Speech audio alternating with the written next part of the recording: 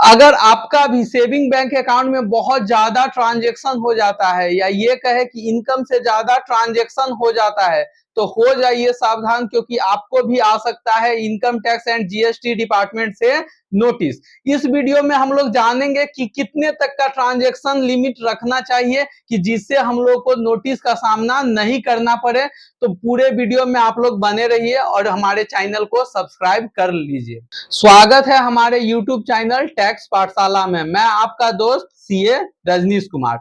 तो आज हम बात करेंगे एक बहुत अहम मुद्दे पे, क्योंकि हम लोग के बैंक अकाउंट में आजकल यूपीआई होने से ट्रांजैक्शन बहुत ही ज्यादा हो रहा है। करेंट अकाउंट या लोन अकाउंट की बात हम नहीं कर रहे हैं, सेविंग अकाउंट की बात कर रहे हैं। सेविंग अकाउंट में हमारे इनकम से ज्यादा ट्रांजैक्शन हो जा रहा है, तो उससे क्या क्या दिक्कत होगी ये हम लोग जानते हैं। सबसे पहले अगर यूपीआई ट्रांजैक्शन की बात करें तो बहुत बड़ा अमाउंट आप लोग फ्रीक्वेंटली यूज नहीं करेंगे, जैसे ट्रांसफर करने के लिए। जैसे एक एग्जांपल लेते हैं, अगर मान के चलते हैं साल का आप 10 लाख रुपया अर्न करते हैं, लेकिन यूपीआई से साल में 20 लाख किसी को आप भेज रहे हैं, बहुत ज्यादा 50,000 भेज रहे हैं, तो यहाँ पे इनकम टैक्स से नोटिस आपको आ सकता है। आपको बोला जाएगा कि आप अपना सोर्स बताइए कि 10 लाख का इनकम है तो 20 लाख आप कहां से ट्रांजेक्शन कर रहे हैं।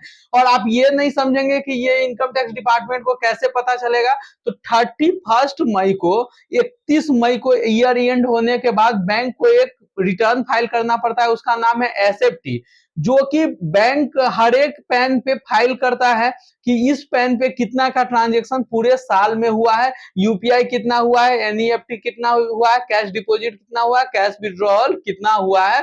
तो ये तो आप समझिएगा नहीं कि इनकम टैक्स को कैसे पता चलेगा। आप लोग अपना ट्रांजैक्शन कम कर लेंगे और जो जरूरी का ट्रांजैक्शन है उतना ही ट्रांजैक्शन करेंगे।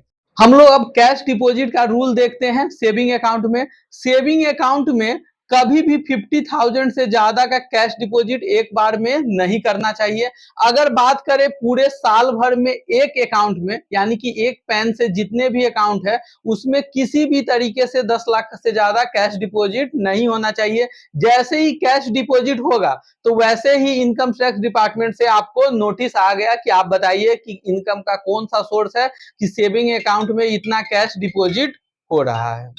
बात करें अगर एनईएफटी आरटीजीएस ट्रांजैक्शन की, तो वो आप लोग सेविंग अकाउंट से बहुत कम ही करेंगे, क्योंकि एनईएफटी आरटीजीएस बिजनेस के लिए बना है, सेविंग अकाउंट के लिए नहीं बना है। तो इस वीडियो में इतना ही, लेकिन आप लोग ध्यान रखेंगे कि सेविंग अकाउंट में उतना ही आपको ट्रांजैक्शन करना चाहिए जितना कि आपका इनकम है साल भर का। अगर आप इनकम से ज्यादा ट्रांजैक्शन किसी भी तरीके से करते हैं, चाहे यूपीआई है, कैश डिपॉजिट हो, एनईएफटी हो, आरटीजीएस हो, तो नोटिस आने का संभावना बढ़ जाता है। तो धन्यवाद वीडियो में लास्ट तक बने रहने के लिए।